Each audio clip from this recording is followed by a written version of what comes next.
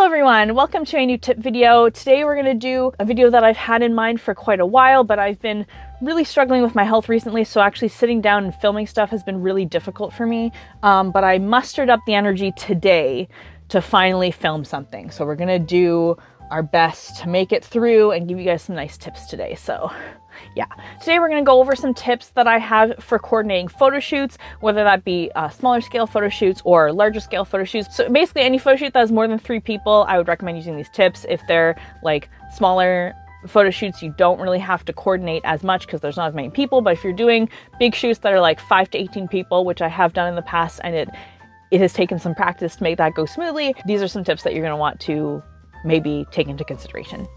So I have my list here and we're just gonna jump right into it. So without any further ado, let's jump into it. So the first subject that we have is putting out your call. So you can either do things just among friends.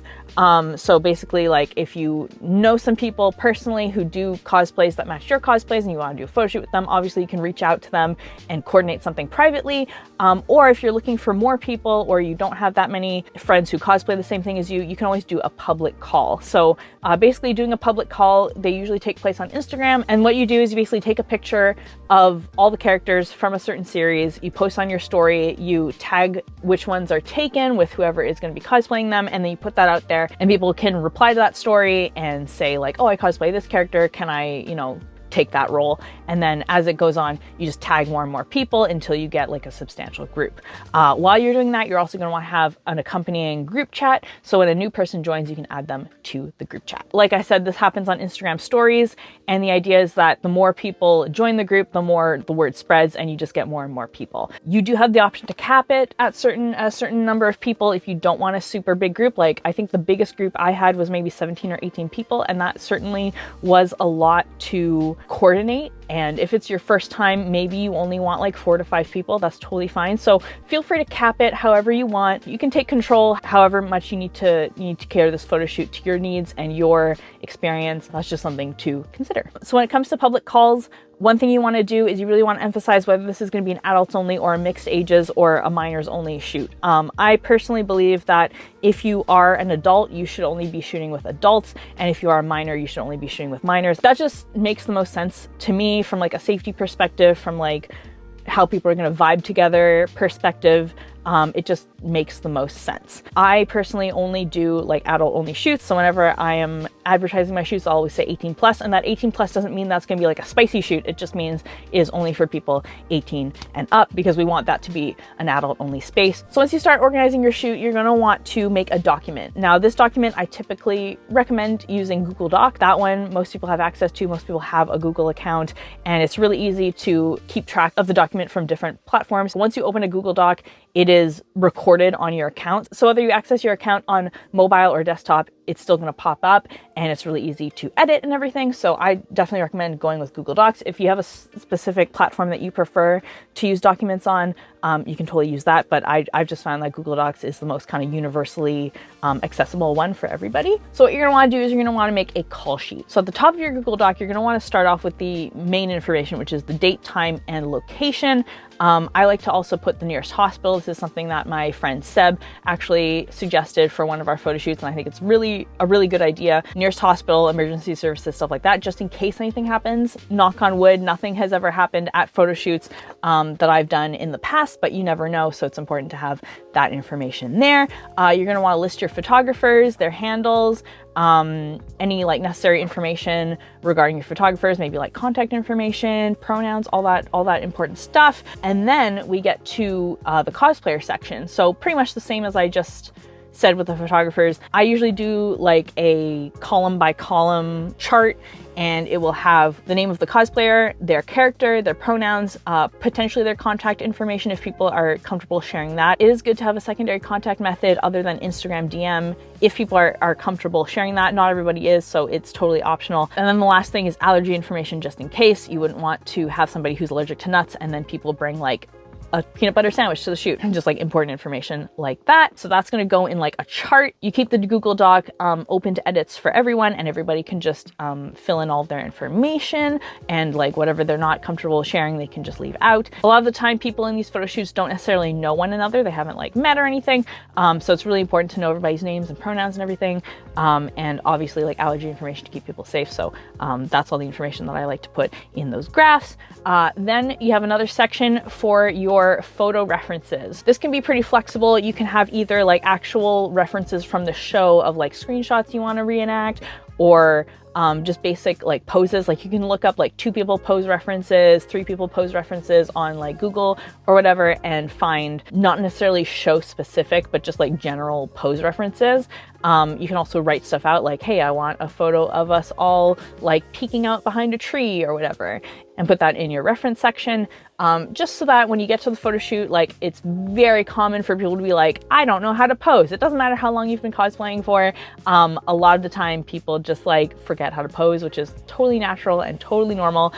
So it's good to have these references so that you can just like call them up and get stuff moving. Or if you like, you know, hit a wall mentally and you're not sure like what to do next, you can look through that document for ideas and just kind of get the ball rolling, because as we'll get into, your time is going to be very limited in these shoots, and what you're going to be able to accomplish is going to be very limited. So especially with the more people you have, the more limited you're going to be. So it's important to just like avoid idle time as much as possible. The last part of the document is going to be a list of other content you like to get done. So if you want to do like TikToks, if you want to do a vlog, if you want to do like a pass the phone video, like whatever that is, put that in your documents so that again, when things start to slow down, or when people are like, oh, it's time to do TikToks now, you're not gonna be like stuck and trying to remember what you wanted to do, looking through your saved sounds, like whatever. If you can like list all the stuff, like all the prompts, the sounds and everything that you want to do, that's gonna make things run a whole lot smoother. Okay, so the grace period. The grace period is really important because very seldomly are people on time. I think out of all the cosplay photo shoots that I've done, and I've done many, I've only had 2 that have actually started on time. And it kind of depends on if you're booking a location or not. So if it's just like open-ended, you're just shooting in a public space and you're not paying, people are obviously much less likely to be on time. And it's not like a purposeful thing, but like sometimes like things happen and people just like can't get to the photo shoot on time. So either you want to budget a 1-hour grace period at the beginning of your shoot, and that's just going to be like your first hour of the photo shoot is just, you're not going to get anything done. It's just going to be like an hour period for people to just kind of cycle in and get themselves adjusted and introduce themselves to one another. And then after that 1-hour period, you'll actually be ready to start your shoot. You could also just like actually pay for a location.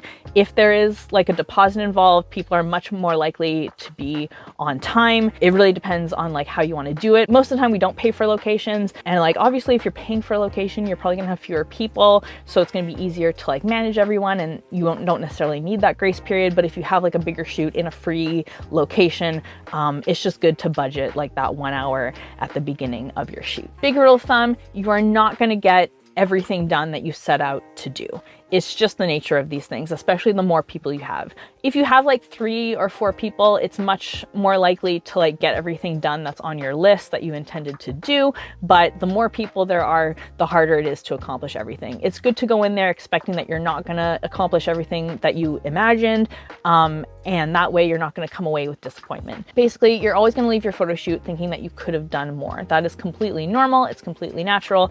And just given the logistics of coordinating, you know, 5+ people, not everything that you set out to do is gonna get done, and you just kind of have to be at peace with that. So just accomplish as much as you can, do as many photos as you can that are listed in the Google Doc. But if you do miss out on some pieces of content that you had listed there, or you know, you miss a couple of photos, or a couple of the photos don't come out the way that you had anticipated, that's a completely normal thing. And it's totally like, you can always do other shoots in the future, or just appreciate that like it just kind of like wasn't meant to be. But just given the nature of photo shoots, not every piece of content that you set out to do is going to get done. And that, again, that's totally fine. When you start your photo shoot, you're going to want to make sure that you get your full group shots first. That is the biggest, most important thing, especially since it's very common for people to leave before the photo shoot is done. Sometimes people have other commitments. They're not able to stay for the full length of the photo shoot. Sometimes people, you know, get burnt out and have to leave early. Like, it's really important to get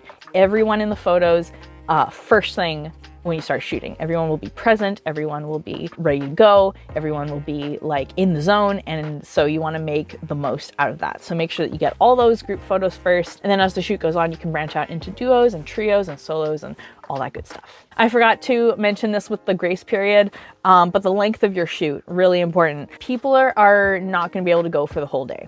That's just the nature of things, you know, wig headaches, makeup melting, like not everyone can stay fresh and present and like ready to go for a full like 12 hours or whatever, right? So even if you want to make that photo shoot happen like the full day, you have to appreciate that people are going to like hit their limit. And so I typically find that like the best duration is usually around 4 hours. So we'll usually start around 1 o'clock and end at around 5. That's usually like how my photo shoots go. But again, with the 1 hour grace period, that turns into like more like 3 hours. So again, you want to really maximize your time, make sure no one is idle because you don't have a lot of time to work with. Like, it's not necessarily going to be like a con day where you can go for like 8 to 12 hours. Photo shoots tend to have a much lower time span. So it's really important to keep that in mind and work with it as best as you can. Depending on how big your photo shoot is, you may want more than one photographer if you are able to get more than one photographer. If you're doing like 3 to 4 people, one photographer should be totally fine. But if you're doing anything more than that, you know, 5 to 10 to 12 people,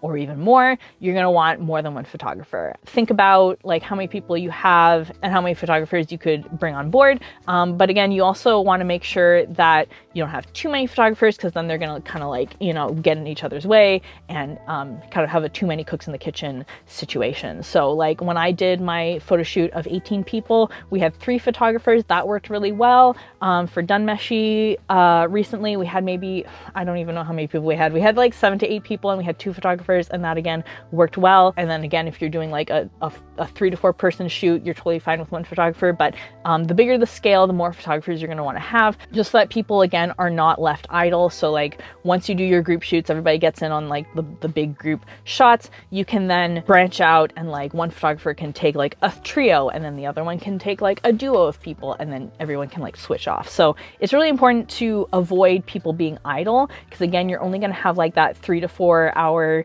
window to shoot in, and you want to make sure that you're maximizing that time before people start to get tired and like wrap things up. Last thing is to always make sure that you are bringing snacks and water. That's a pretty basic thing, but it can be easy to forget. Always make sure that you're bringing your water bottle. Always make sure that you have like a snack on hand. Obviously one that doesn't go against people's allergies that they list in the Google Doc. It's really important to make sure that you're, you know, staying hydrated, watching out for your own needs so that everything goes smoothly and that you can get the most out of that 3 to 4 hour time frame as possible. Optional thing is your post-shoot meal. So usually that's going to be a dinner.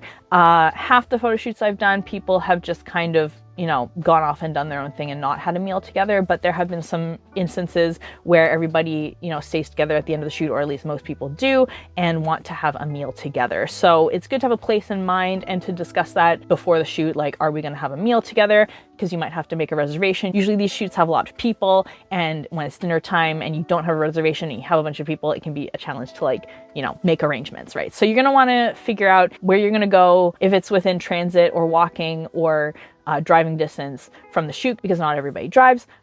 Just kind of figuring out those logistics. But again, most of the time I've just gone off with like a couple friends from the shoot and had meals. It's pretty rare that we've all stuck together and gone for meals, but it is something that happens. So that's just kind of something that you want to figure out, because obviously people are going to be very hungry after the shoot, no matter how much you try to figure out, you know, snacks and everything. Obviously, when you've been shooting for 3 to 4 hours, you're going to be hungry at the end. So just something to keep in mind. And those are my tips for coordinating big group shoots. I hope that was helpful. And if you have anything to add, be sure to let me know in the comments, because I'm sure like I've done a lot of shoots, but there's still like every photo shoot that I do, no matter how much I try to streamline everything, there is always a learning opportunity, and there's always things that I like take away from those experiences. So I'd love to hear your own tips. Thanks so much for watching. I really appreciate it. The algorithm has not been liking me at all recently. I've put out 3 videos. It hasn't come up in anybody's subscriptions.